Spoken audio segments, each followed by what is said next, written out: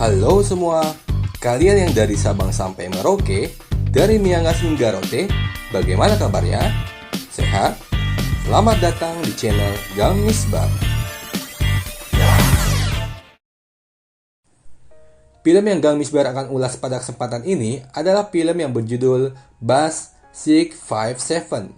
Film yang bercerita tentang sebuah perampokan kasino yang berakhir pada kegagalan dan berujung pada pembajakan sebuah bus bernomor 657. Pemeran utama film ini diperankan oleh Dan Morgan, Robert De Niro, Dave Bautista, dan Gina Carano. Untuk lebih lengkapnya, kita simak saja ulasan filmnya berikut. Jangan lupa like, share, and subscribe channel Gang Misbar. Check it out!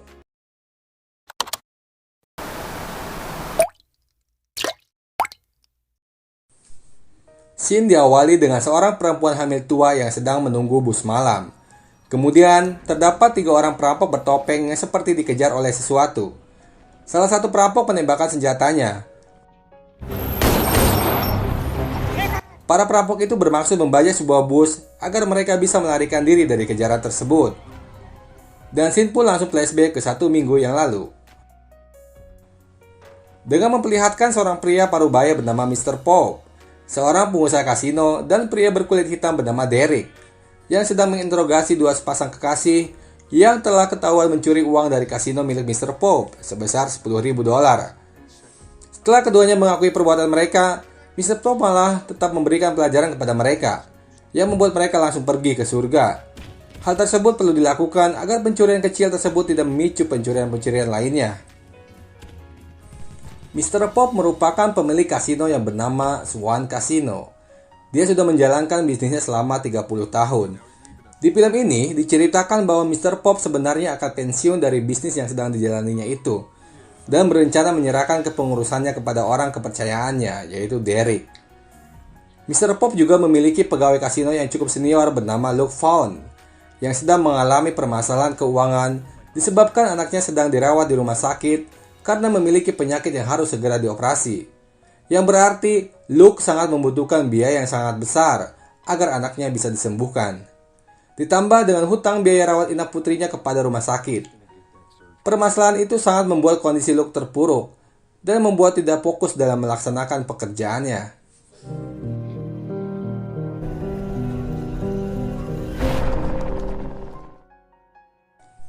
Saat Luke merenungi nasibnya, ia didatangi seorang pengunjung kasino yang bernama Chuck, yang memahami kondisi keuangan yang dialaminya.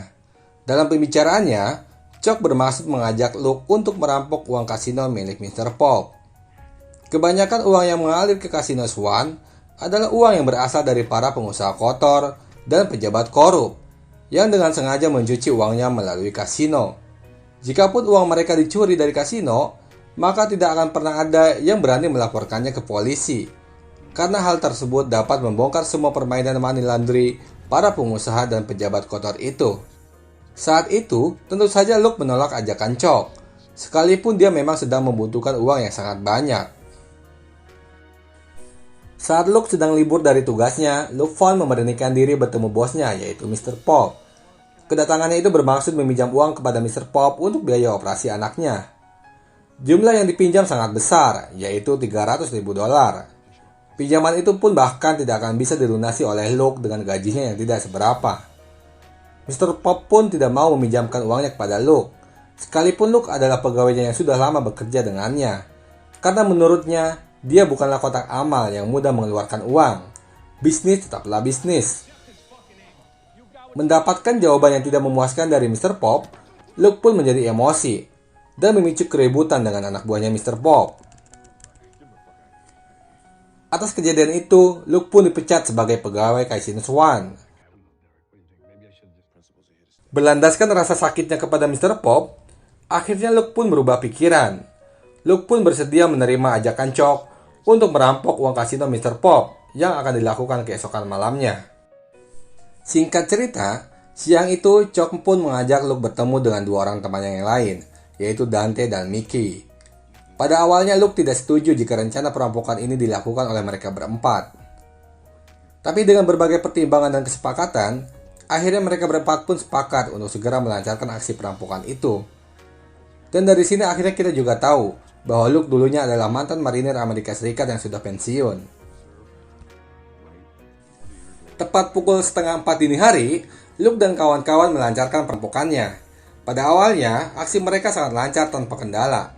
Karena Luke semasa bekerja di kasino itu sering bolak-balik mengantarkan uang dari tempat permainan ke tempat penyimpanan. Luke pun mengetahui akses kode untuk masuk ke ruangan tersebut. Dan mereka pun berhasil menembus ruangan penyimpanan uang kasino. Namun setelah mereka berhasil membawa uang dari kasino, mereka dipergoki oleh salah satu penjaga keamanan, dan baku tembak pun tidak terelakkan.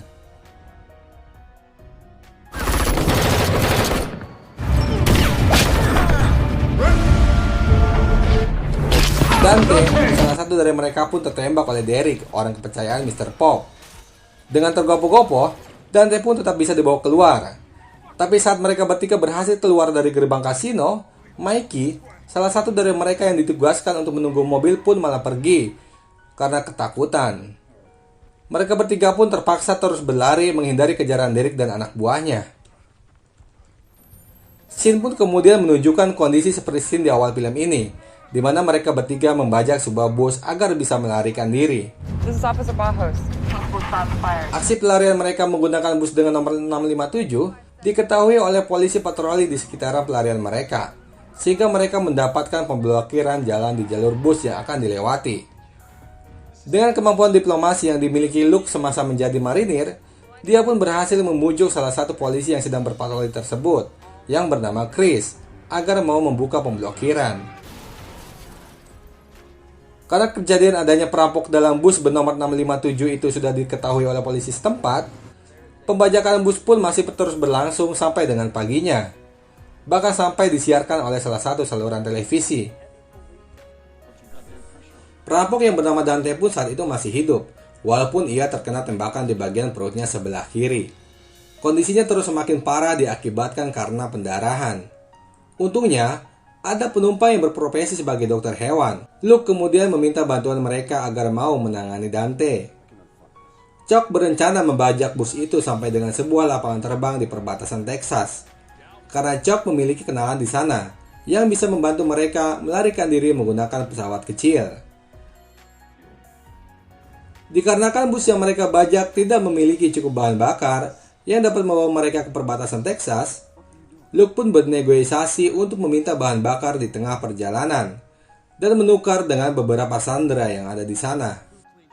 Kasus pembajakan ini dipimpin langsung oleh seorang detektif bernama Detektif Marconi.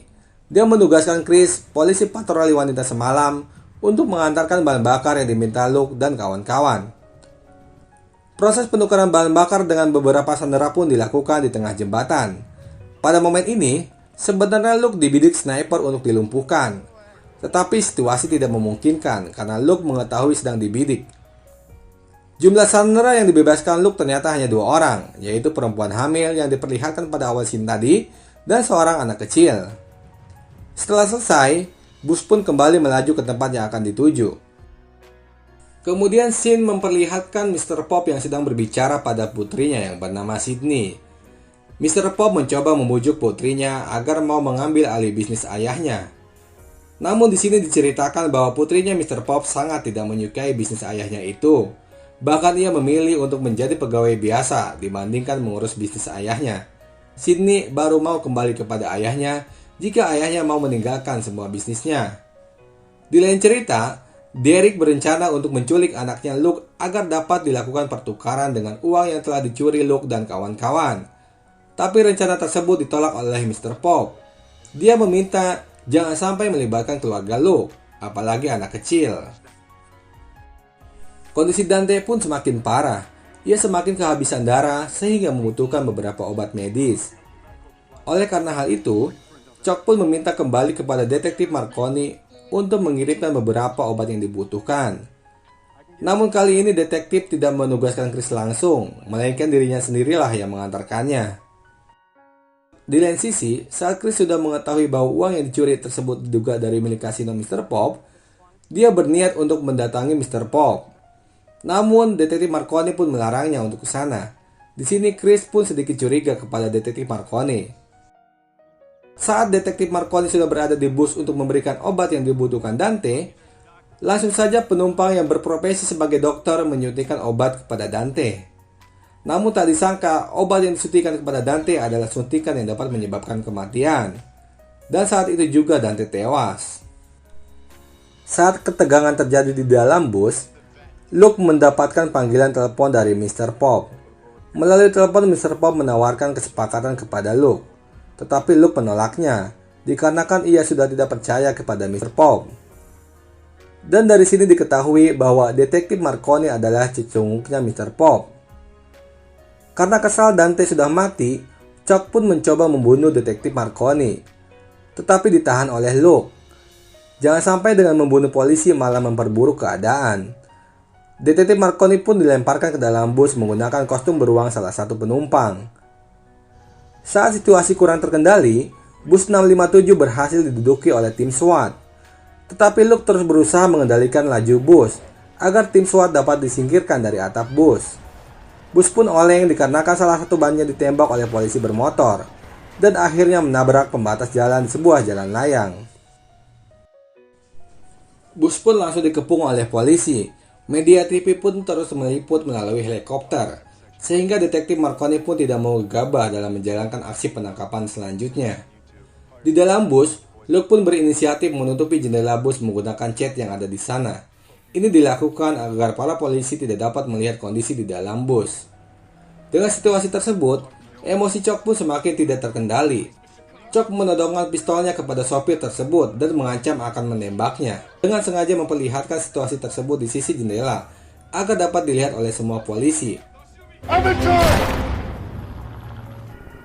Semua polisi tercengang atas penembakan tersebut.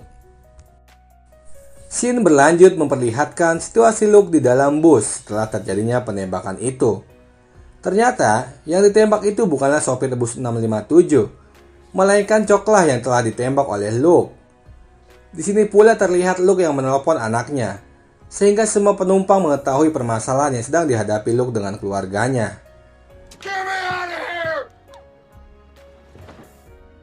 Dalam situasi sulit ini, Luke dibantu sopir bus untuk menjalankan sebuah ide. Luke pun menawarkan sebuah kesepakatan kepada detektif Marconi dengan meminta memperbaiki ban mobil bus agar bisa dijalankan kembali.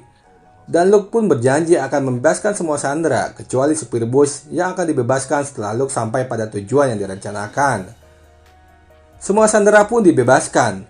Bus pun kembali jalan.